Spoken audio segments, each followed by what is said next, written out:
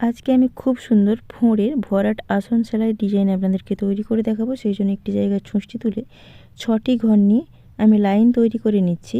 এক লাইন তৈরি করার পর মিডিলে একটা লাইন ছেড়ে দিয়ে দুদিকে লেবেল বরাবর আবার আমি লাইন তৈরি করছি। তো মোট আমি এখানে 6টি করে ঘর নিয়ে 6 লাইন তৈরি করে নিচ্ছি।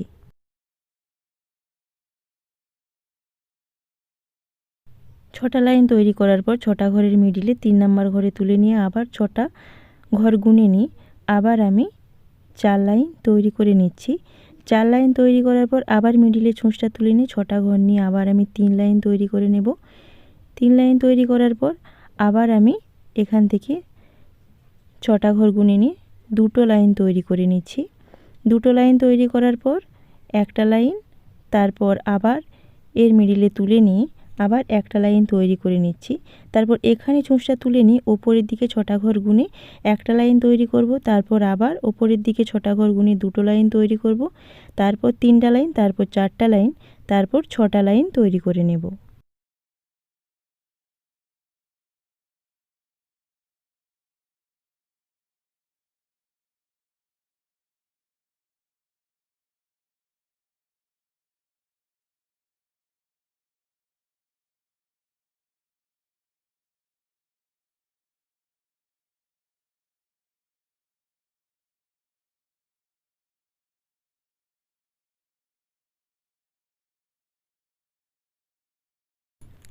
ছটা লাইন তৈরি করার পর আবার যথাক্রমে 4টা লাইন, 3টা লাইন, 2টো লাইন, যেইভাবে প্রথমবারে লাইনগুলো তৈরি করলাম এইভাবে নিচের দিকে একবার লাইন তৈরি করব। তারপর উপরের দিকে এইভাবে আমি এক লাইন তৈরি করে নেব। এরপর যখন উপরের দিকে লাইন তৈরি করব, 4টা যে লাইন তৈরি করেছি তো এখানে ছুঁচটা তুলে নিয়েছি। আবার যথাক্রমে 6টা ঘর নিয়ে 4 লাইন তৈরি করে নিচ্ছি।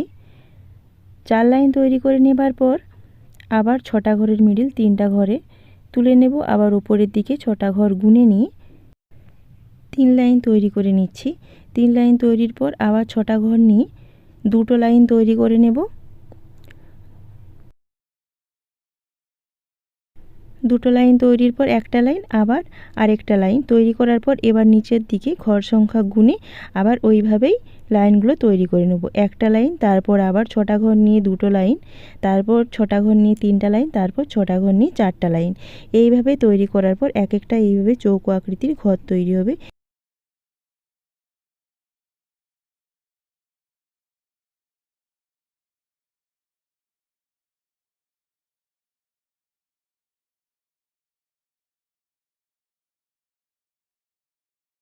এইভাবে এক লাইন চৌকো আকৃতির ঘর তৈরির পর গোল আকৃতির ঘর তৈরি করব। তো সেই জন্য এখানে ছুঁচটা তুলে নিচ্ছি। এখানে ছুঁচটা তুলে নেবার পর আমি 6টা ঘর নিয়ে এক লাইন তৈরি করে নিচ্ছি। এক লাইন তৈরি করার পর আবার 6টা ঘর নিয়ে 2টো লাইন তৈরি করে নেব। তারপর আবার 6টা ঘর নিয়ে 3টে লাইন তৈরি করব। 3টে লাইনের পর আবার 6টা ঘর নিয়ে 4টা লাইন, তারপর 6টা ঘর নিয়ে 6টা লাইন তৈরি করে নেব।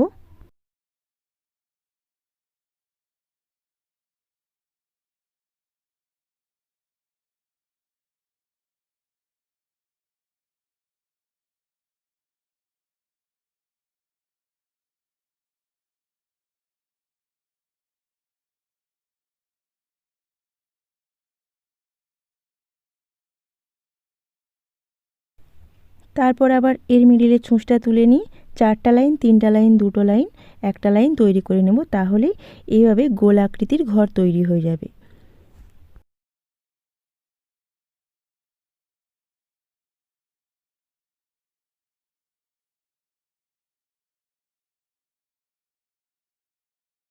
একটা এইভাবে ঘর তৈরির পর দ্বিতীয় ঘর যখন তৈরি করব এখানে ছুঁচটা তুলে নিয়ে ওই একই পদ্ধতিতে ঘরগুলো তৈরি করব। এক লাইন চৌকো আকৃতির ঘর, এক লাইন গোল আকৃতির ঘর, এইভাবেই কিন্তু পুরো আসনের ঘরটা টানা হবে। এরপর আমি ভেতরটা ভরাট করে নেব। সেই জন্য হলুদ রঙের উল নিয়ে 6টা ঘর নিয়ে 6 লাইন তৈরি করে নিচ্ছি। তারপর এখানে ছুঁচটা তুলে নিয়ে আবার 6টা ঘর নিয়ে 4 লাইন তৈরি করে নেব। 4 লাইন তৈরি করার পর এখানে আবার ছুঁচটা তুলে নিয়ে 6টা লাইন যে তৈরি করেছি এর নিচে আবার 6টা লাইন তৈরি করে নেব। যটা করে লাইন তৈরি করেছি তার নিচে কিন্তু বিভিন্ন কালারের উল দিয়ে যে ভরানো হবে তটা লাইনই তৈরি হবে। এখানে 6টা লাইন তৈরি করে নিচ্ছি। আবার এর মিডিলের ছুঁচটা তুলে নিয়ে আবার 4টা লাইন তৈরি করে নেব। এইভাবে হলুদ রঙের উল দিয়ে কিছুটা আমি ভরাট করে নিচ্ছি। তারপর আমি টিয়া কালারের উল নিয়ে এখানে তুলে নেব। 3টা যে লাইন তৈরি করেছি এর নিচেও কিন্তু 6টা ঘর নিয়ে 3টা লাইন তৈরি হবে। 3টা লাইন তৈরির পর আবার যে হলুদ রঙের 4টা লাইন তৈরি করেছি এর নিচেও আবার 4টা লাইন তৈরি হবে। 6টা লাইনের নিচে আবার 6টা লাইন তৈরি হবে। এইভাবে আমি এক লাইন টিয়া রঙের উল দিয়ে ভরাট করে নেব।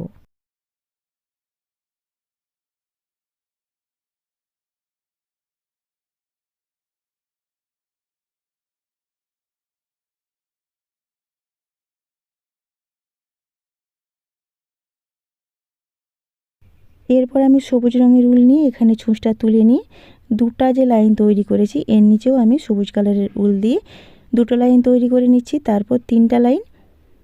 এইভাবেই কিন্তু সবুজ কালারের উল দিয়ে এই লাইনটি ভরানোর পর পুরো ঘরটি ভরানো কমপ্লিট হবে। এরপর আমি চৌকো আকৃতির ঘরটা ভরাট করে নিচ্ছি। হলুদ রঙের উল নিয়ে 3টা লাইন তৈরি করে নিয়েছি। তারপর 2টো লাইন, তারপর একটা লাইন। কালো লাইন জটা করে আছে সেইভাবেই কিন্তু হলুদ রঙের উল দিয়ে ঘরের চারপাশটা তৈরি করে নেব।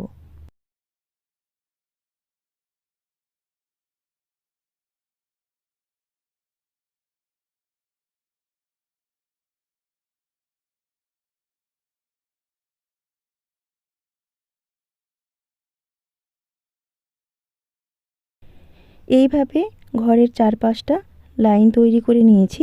তারপর মিডলটা লাল রঙের উল দিয়ে 6টা করে ঘর নিয়ে 4টা লাইন তৈরি করে নিচ্ছি। এইভাবেই পুরো আসনটা ভরানো হবে।